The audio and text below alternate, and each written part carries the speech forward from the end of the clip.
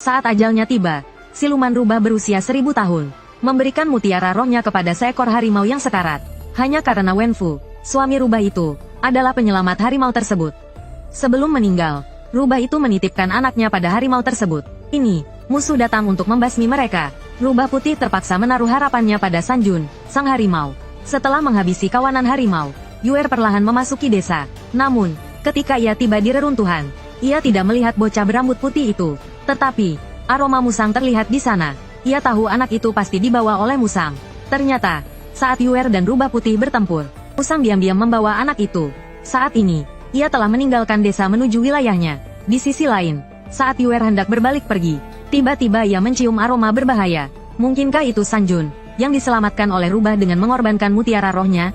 Ia tahu Sanjun juga merupakan ancaman. Ia harus segera membunuhnya untuk mencegah masalah di kemudian hari. Saat itu, rubah putih terus memanggil Sanjun. Ia tahu ingatannya akan segera hilang. Sebelum itu, ia harus membangunkan Sanjun.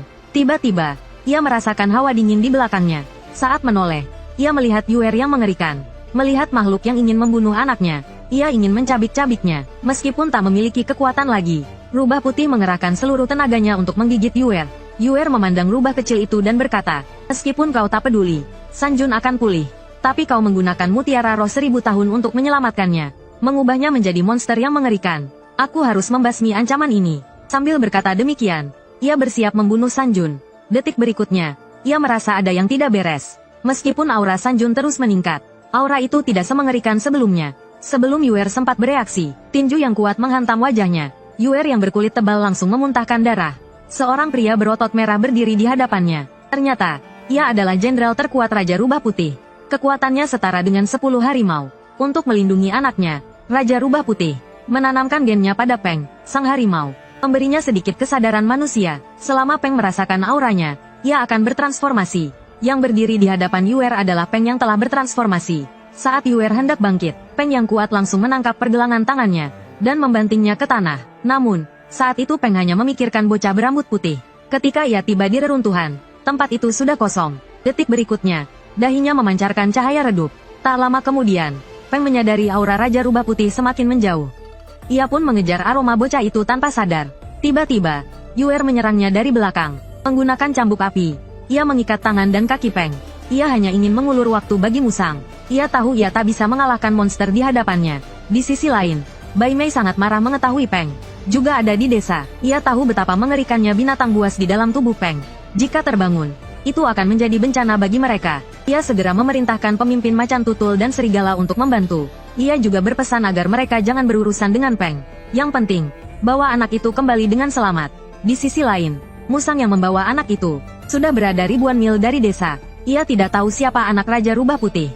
Maka, ia membawa kedua anak itu. Namun, anak laki-laki berambut putih itu hanya berbalik dan membuatnya merinding. Aura yang membuat miliaran makhluk hidup ketakutan. Melihat itu, ia segera menggunakan roh jahat untuk menidurkan anak itu. Kemudian, ia menggendong kedua anak itu dan langsung pergi. Jika ditemukan Yuer, ia pasti mati. Tanpa disadari, ia sudah terjebak dalam pertempuran sengit. Pang yang berdiri di hadapan Yuer seperti ribuan pasukan. Meskipun ia mengerahkan seluruh kekuatannya, ia tidak bisa melukainya sedikit pun. Namun, yang membuatnya lebih takut adalah Sanjun yang telah pingsan selama 2 episode. Kini perlahan berdiri. Ini adalah ras pemakan harimau. Selama ribuan tahun, kemanapun mereka pergi, darah mengalir seperti sungai. Tapi sekarang, ia dihajar oleh harimau yang berubah wujud. Meskipun begitu, Yuer tetap berdiri, karena ia juga seorang petarung yang kuat. Saat ini, menghadapi Pang yang mengerikan, ia hanya bisa mengerahkan seluruh kekuatannya. Namun, jurus yang tampak tak terkalahkan. Di mata lawannya, tidak ada apa-apanya. Pang hanya menginjakkan kakinya dengan ringan dan memadamkan api di sekitarnya. Yuer juga terlempar beberapa meter. Melihat itu, Pang segera menyerbu dan menghajarnya. Yuer yang sombong tidak tahan dengan ini. Saat ia hendak melancarkan jurus pamungkas, tiba-tiba ia merasakan aura pembunuh dari belakang. Ia menoleh dan melihat Sanjun berjalan perlahan ke arahnya. Yuer yang seharusnya berada di posisi yang tidak menguntungkan, tidak berdaya melawan 2 monster yang kuat. Namun, Sanjun tidak menyerangnya, melainkan ia bergegas ke reruntuhan untuk mencari anak-anak. Namun, mereka sudah dibawa pergi oleh musang. Sanjun yang tidak menemukan anak-anak itu akhirnya meledak. Matanya kini penuh dengan niat membunuh. Tanpa berpikir panjang, ia menerjang Yuer. Namun, ia ditendang lutut oleh lawannya. Detik berikutnya, ia berbalik dan menggigit kaki lawannya. Rasa sakit memicu potensi Yuer. Ia kembali menendang San Jun puluhan meter. Dengan mata merah, ia kembali menerjang lawannya. Namun, ia ditendang oleh Pang yang berada di sampingnya. San Jun sekarang sudah tidak bisa membedakan kawan atau lawan. Ia menerjang Pang dan menggigit lehernya dengan erat. Di sisi lain, rubah putih yang memiliki penciuman tajam. Dengan cepat menemukan arah pelarian musuhnya, ia segera memanggil San Jun untuk mengejarnya. Melihat ini, Pang juga menyadari sesuatu. Didorong oleh instingnya, ia juga segera pergi mengikuti aroma tersebut. Yuer menyadari bahwa keduanya mengabaikannya dan pergi. Hatinya sedikit terluka, namun, sebagai veteran perang, ia dengan cepat kembali tenang. Ia tahu bahwa San Jun saat ini tidak menimbulkan ancaman. Tetapi jika Pang menemukan wilayahnya, maka seluruh sukunya akan musnah. Melihat itu, ia membakar seluruh desa. Ia ingin Pang yang kuat bertarung dengannya. Di sisi lain, ribuan mil jauhnya di kedalaman gunung, Musang sedang sibuk bekerja. Tiba-tiba, ia merasakan aura mengerikan mendekat. Ia ketakutan dan segera mencari tempat untuk bersembunyi. Ia merasa lega saat melihat yang datang adalah pemimpin anjing macan tutul. Setelah berbincang sebentar, keduanya pergi ke wilayah mereka. Musang berhenti saat ia mengetahui Bai Mei marah. Setelah bertanya, ia baru tahu bahwa Pang bereaksi terhadap aroma anak laki-laki itu. Ia merasa ada yang tidak beres. Tanpa berpikir panjang, ia segera menyerahkan anak itu kepada anjing macan tutul. Kemudian, ia berbalik dan bergegas kembali ke desa.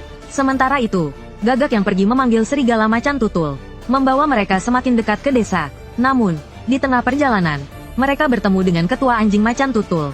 Mencium aroma lawannya, serigala biru menjadi waspada. Melihat itu, ketua meminta serigala betina untuk mengikuti Zong dari belakang.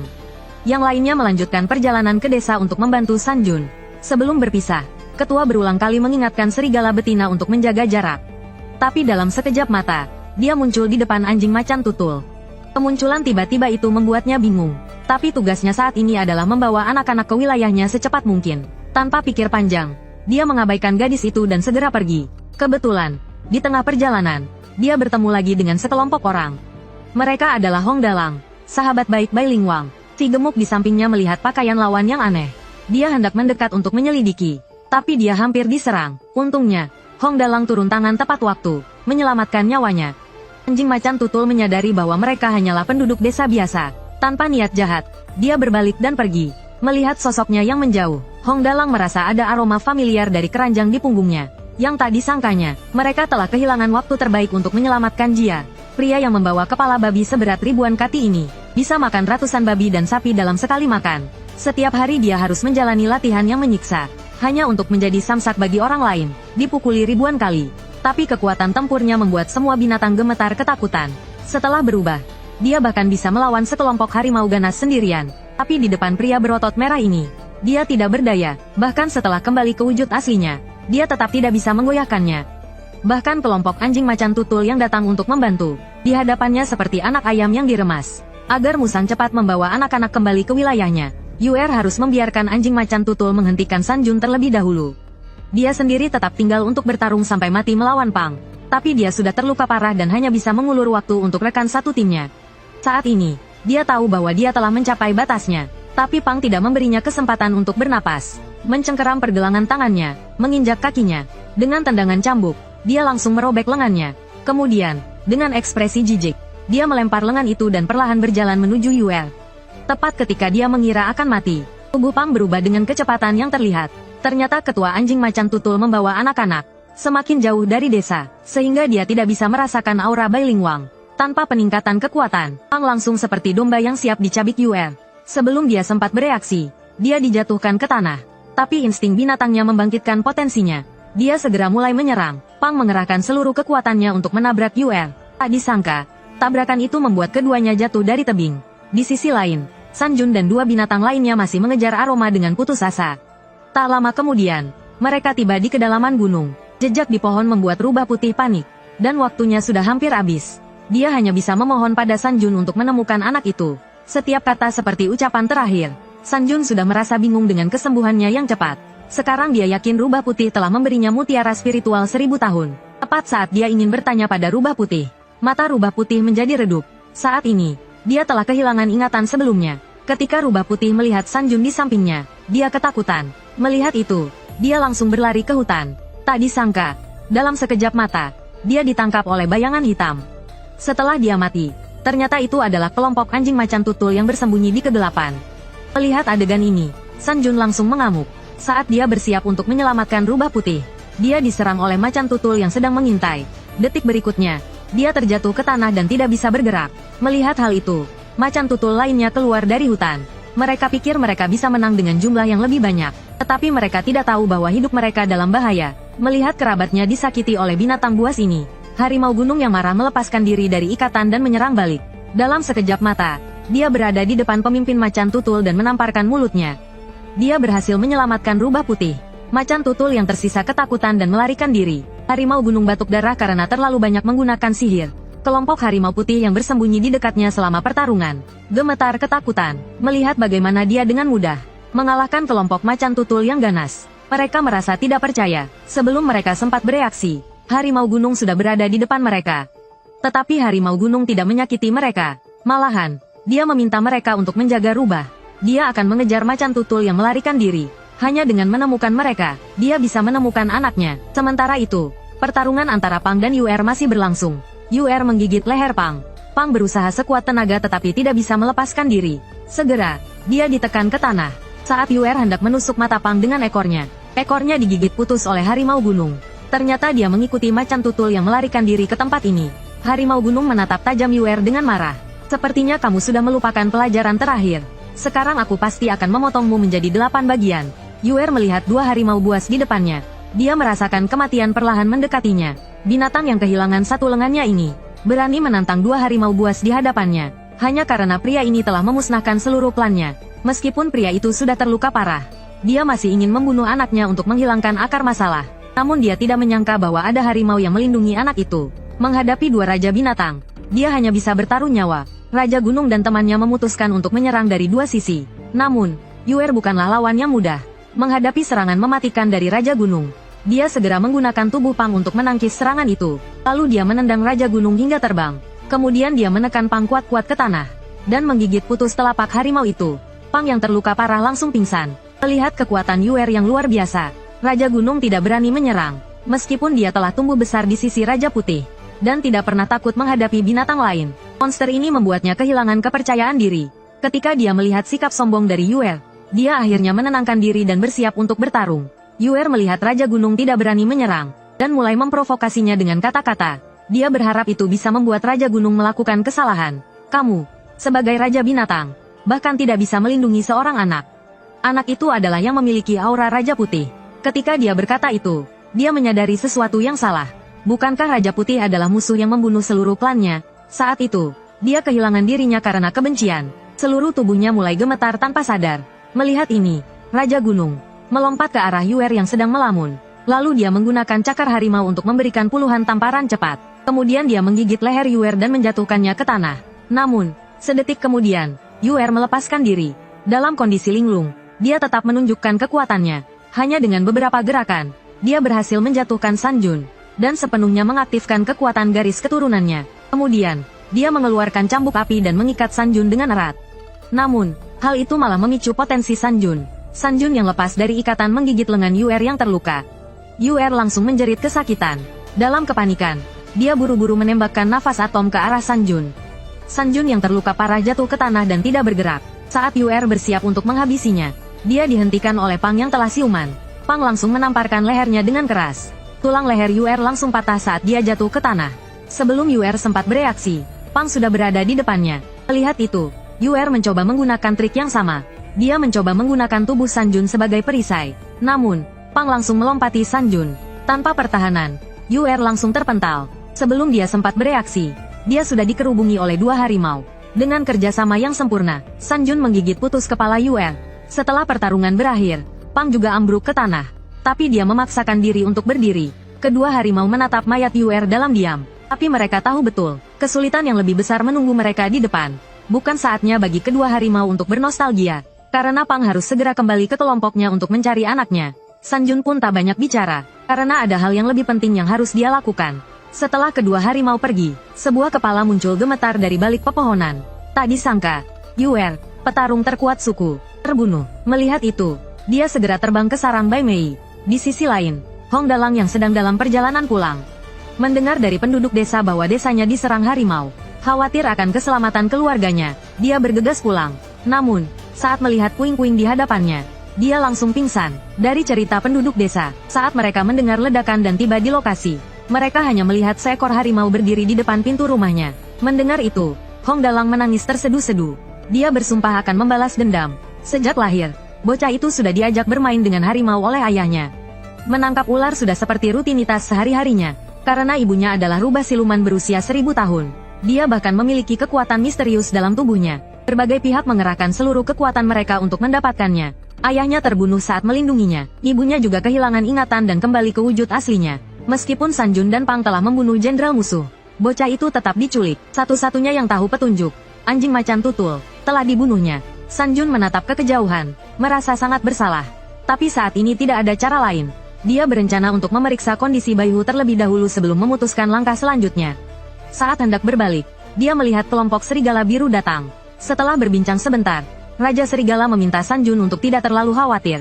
Karena mereka bertemu dengan pemimpin anjing macan tutul di perjalanan. Mereka mencium aroma misterius, lalu mereka menyuruh serigala betina untuk mengikutinya. Sekarang mereka bisa menemukan kota Bai Mei melalui jejak yang ditinggalkannya. Setelah itu, mereka semua mengikuti aroma tersebut.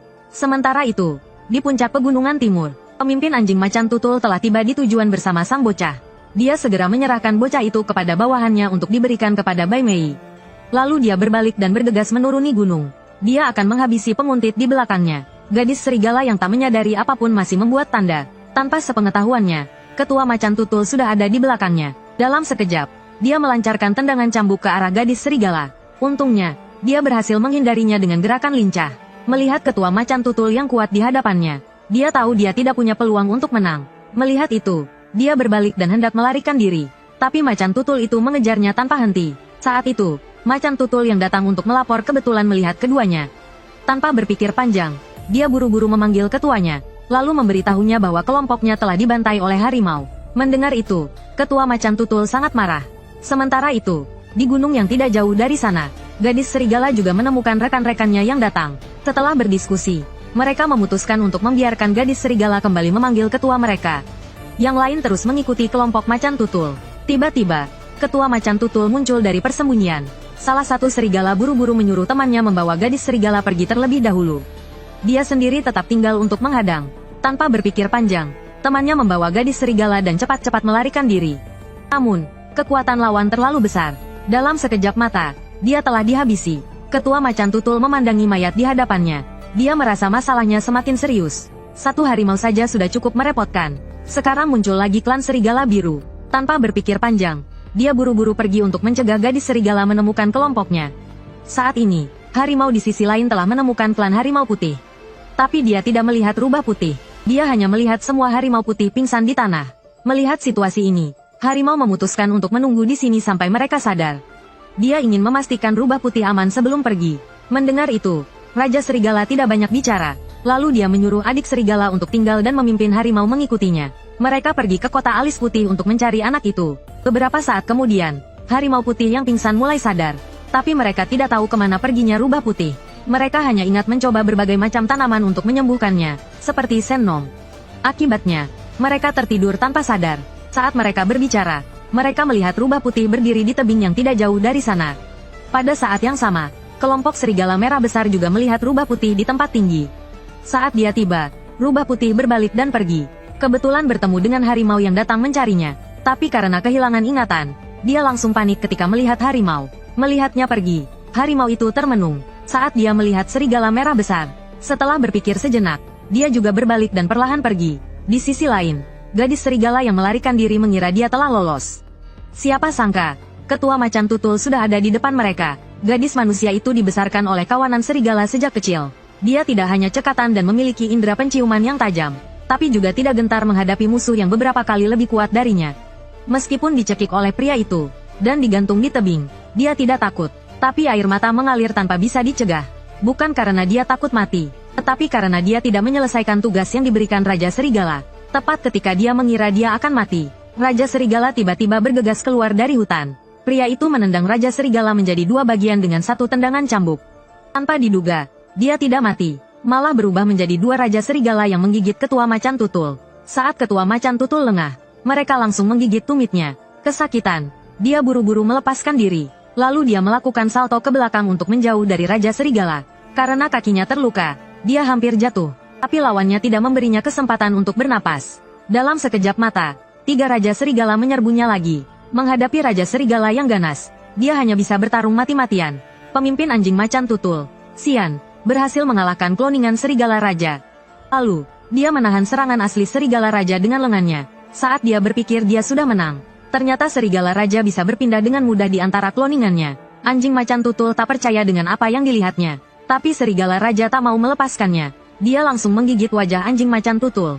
Setelah ratusan ronde pertarungan, dia penuh luka. Sambil memegangi setengah wajahnya yang tergigit, dia berpikir, dalam kondisi ini, aku tak bisa melawannya. Tapi sebagai pemimpin anjing macan tutul, bagaimana mungkin dia bisa menerima diintimidasi oleh serigala? Semakin dia memikirkannya, semakin marah dia, hingga mengeluarkan raungan yang mengguncang bumi. Bahkan jika aku mati di sini hari ini, aku akan membawa 1 orang untuk dikubur bersamaku. Sambil berkata begitu, dia melompat ke arah serigala betina. Melihat adiknya dalam bahaya, Serigala Raja dengan berani berdiri di depannya. Akibatnya, dia tak sempat menghindar dan terkena serangan fatal. Seluruh tubuhnya langsung tertusuk, karena dampak serangan anjing macan tutul sangat kuat. Keduanya jatuh ke jurang yang dalam. Di sisi lain, serigala muda sedang membawa harimau gunung mencari kota alis putih. Mereka mengikuti aroma yang ditinggalkan rekan-rekan mereka dan berjalan perlahan. Tak lama kemudian, mereka menemukan serigala betina di puncak bukit. Saat mereka sampai di bawah, mereka melihat serigala betina pingsan di tanah. Setelah mengamati sebentar, serigala muda menyadari ada 2 aroma berbeda yang samar-samar berasal dari dasar jurang. Tercium dari dalam jurang. Detik berikutnya, mereka menyadari serigala raja dalam bahaya. Tanpa pikir panjang, harimau gunung langsung melompat ke jurang. Dia menggunakan cakarnya yang tajam untuk berpegangan pada dinding batu dan perlahan turun. Sementara itu, orang-orang di kota alis putih tak percaya saat mendengar kabar kematian UR. Sebagai bawahannya, pria hijau tak bisa menerimanya. Jika bukan karena UR berhutang budi pada alis putih, dia tidak akan membantunya kali ini. Semakin dipikirkannya, semakin marah dia dan menyalahkan alis putih atas semua ini. Dengan amarah yang membara, dia ingin membalaskan dendam UR saat itu juga. Detik berikutnya, dia langsung menyerang wajah bawahan alis putih dari jarak jauh. Saat dia hampir kehabisan napas, alis putih mengambil sepotong kayu dari tanah dan memukulkannya dengan keras ke arah orang-orang yang sedang berkelahi. Hentikan, sekarang bukan waktunya untuk bertengkar. Harimau gunung dan klan serigala biru sedang menuju ke sini. Sekarang kita hanya bisa bekerja sama untuk bertahan hidup. Untungnya, Pang yang kuat telah kembali ke pegunungan selatan. Kalau tidak, kita hanya bisa meninggalkan kota dan lari. Tanpa pikir panjang, mereka segera mengumpulkan para orc untuk menghalangi mereka. Bunuh semua serigala biru yang kalian lihat. Harimau gunung sudah sampai di dasar jurang. Untungnya, serigala raja hanya pingsan dan tidak dalam bahaya, tapi ada aroma lain di udara. Namun, dia tidak menemukan sumber aroma di sekitarnya. Tanpa disadari, sumber aroma itu terbaring di semak-semak di belakangnya. Serigala betina sudah siuman. Dari serigala muda, dia tahu bahwa serigala raja jatuh ke jurang untuk menyelamatkannya dan dia menangis terseduh-seduh. Kalau bukan karena menyelamatkanku, kakak serigala tidak akan mati. Kalau saja aku patuh dan lari, ini semua tidak akan terjadi. Ini semua salahku, keegoisanku yang membunuh mereka. Melihat serigala betina sedih dan menyalahkan diri sendiri, serigala muda merasa kasihan. Lalu dia menyuruh serigala betina untuk segera pergi dari sana, dan pergi ke wilayah mereka untuk membuka portal dan memanggil anggota klan mereka. Saat keduanya baru saja berbalik untuk pergi, mereka mendapati sekelompok besar orc telah menghalangi jalan mereka. Harimau ganas yang belum makan daging selama 10 tahun, tidak tega memakan gadis di depannya, dan melemparkannya ke seberang tebing untuk menyelamatkan nyawanya. Hanya karena gadis itu adalah putri dari Raja Serigala, sahabatnya. Dia datang untuk membantu menyelamatkan anak dari penyelamatnya. Tak disangka, dalam perjalanan melarikan diri, mereka dikejar oleh para manusia buas. Adik serigala memilih untuk tetap tinggal dan menghadang mereka demi menyelamatkan gadis itu. Mengingat pengalaman pahit kehilangan rekannya sebelumnya, serigala betina hanya bisa patuh dan berbalik melarikan diri. Satu-satunya cara untuk menyelamatkan lebih banyak rekan adalah dengan mencapai gerbang teleportasi. Adik serigala yang tertinggal terlalu lemah, dan dalam sekejap mata, dia dibunuh oleh Kapten Manusia Buas. Saat itu, sebuah jembatan kayu muncul di depan serigala betina. Meskipun di bawahnya adalah jurang yang dalam, dia mempertaruhkan nyawanya untuk melewatinya. Karena itu adalah cara tercepat untuk melepaskan diri dari kejaran.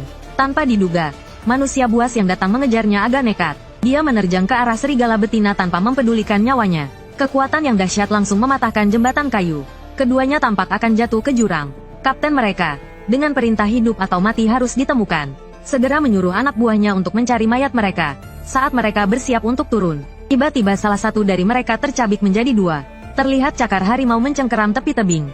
Dalam sekejap mata, harimau gunung muncul bersama serigala betina. Rupanya, dia mendengar teriakan minta tolong dari bawah tebing, dan langsung bergegas naik meninggalkan Raja Serigala untuk membantu. Saat para manusia buas melihat harimau gunung, mereka ketakutan dan mundur. Dia pun membantu rekannya dengan menarik kalung manik-manik untuk kembali ke wujud aslinya. Agar serigala betina tidak mengganggu pertarungan, harimau gunung segera melemparkannya ke seberang tebing. Harimau gunung menatap para manusia buas yang menyerangnya tanpa rasa takut. Seekor babi hutan menyerangnya, namun langsung ditindih dan diseret di tanah. Lalu dengan salto ke belakang, dia menggigit kepala babi hutan hingga putus. Tanpa ragu, harimau gunung langsung menerjang ke arah gerombolan manusia buas. Dalam sekejap, potongan tubuh dan anggota badan para manusia buas beterbangan. Raungan kesakitan menggema di seluruh lembah. Sementara itu, serigala merah besar tiba di atas tebing bersama rubah putih. Dia tampak merenung melihat bercak darah di tanah. Di dasar tebing, pemimpin anjing macan tutul telah siuman. Dia terlatih-tatih mendekati Raja Serigala. Teringat pertarungan sebelumnya, dia merasa takut. Untuk menghilangkan ancaman, dia berniat menghabisi Raja Serigala. Tiba-tiba, dia merasakan aura berbahaya di belakangnya. Saat berbalik, dia melihat serigala merah besar. Saat melihat pemimpin anjing macan tutul, dia teringat seseorang yang ditemuinya dalam perjalanan pulang. Dia merasa orang itu sangat mencurigakan, dan mencium aroma familiar dari keranjangnya. Dia pun bertanya, apakah kau pernah melihat seorang anak laki-laki berambut putih? Pemimpin anjing macan tutul tampak merenung.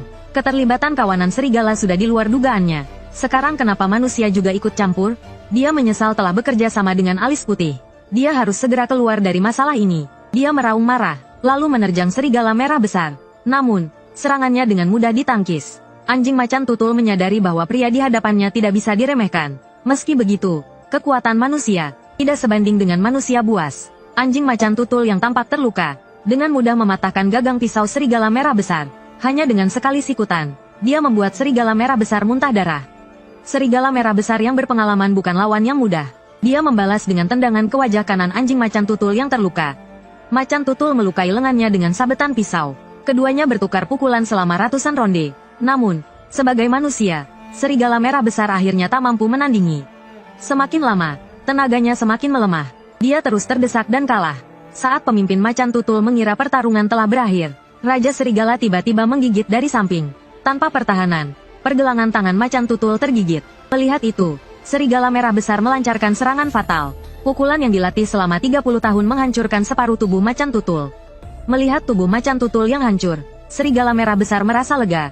Tanpa pikir panjang, ia berbalik untuk pergi. Saat melihat Raja Serigala yang sekarat di tanah, ia membalut patah tulang Raja Serigala. Lalu ia berbalik menuju kota alis putih untuk mencari anaknya. Pasukan ini sekuat prajurit langit. Dengan segel yang dilepas, mereka tidak hanya kembali ke wujud asli, tetapi kekuatan mereka juga meningkat puluhan kali lipat. Namun, saat menghadapi harimau gunung yang kuat, mereka tak berdaya. Tetapi karena jumlah mereka banyak, mereka dapat berpencar. Beberapa orc masih mencari di sepanjang jalan. Saat mereka menemukan tempat pembantaian, mereka tertegun. Jelas pelakunya juga harimau gunung. Melihat mayat klan serigala yang bergelimpangan di tanah, salah satu orc yang tidak berpendidikan ingin mengetahui ras mayat tersebut. Ia segera memenggal kepala mayat dan membawanya ke alis putih untuk dikonfirmasi. Pasukan utama melanjutkan pencarian klan serigala.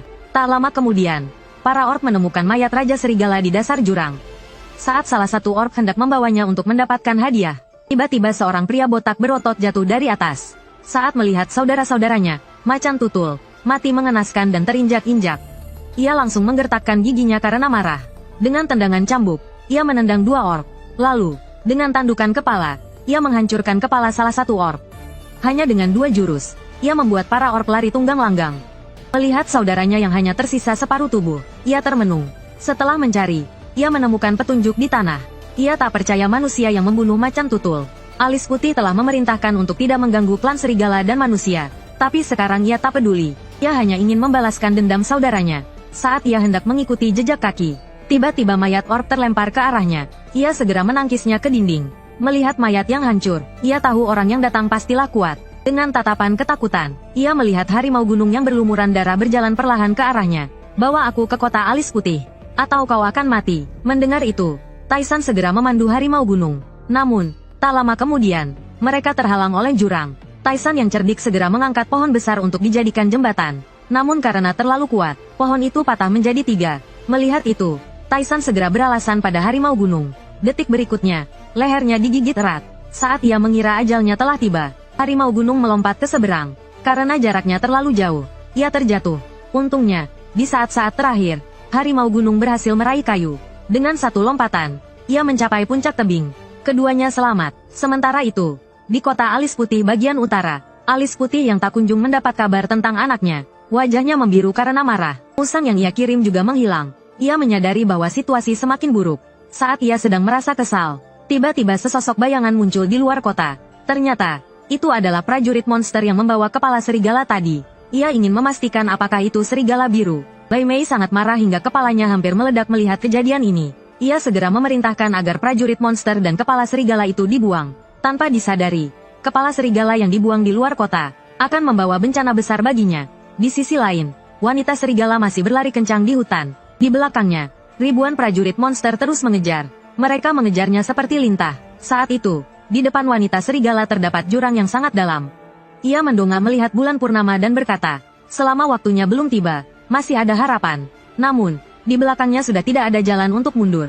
Meskipun demikian, ekspresinya sangat tenang, tanpa sedikit pun rasa takut. Karena ia telah sampai di tujuan perjalanannya, gerbang batu surgawi. Saat itu, ribuan prajurit monster sudah semakin mendekat. Wanita serigala menutup matanya rapat-rapat, dan terus mengucapkan mantra yang tadi mengerti. Di bawah sinar bulan, di belakangnya, perlahan muncul sebuah portal, dan di dalamnya, tampak padang rumput utara. Pemandangan aneh ini membuat para prajurit monster berhenti melangkah. Melihat situasi ini, sang kapten segera memerintahkan anak buahnya untuk melempari wanita serigala dengan batu. Di saat genting ini, seekor serigala raksasa berbulu hitam melindungi wanita serigala. Para prajurit monster terkejut melihat pemandangan ini. Tanpa mereka sadari, serigala raksasa ini akan sepenuhnya mengubah pemahaman mereka.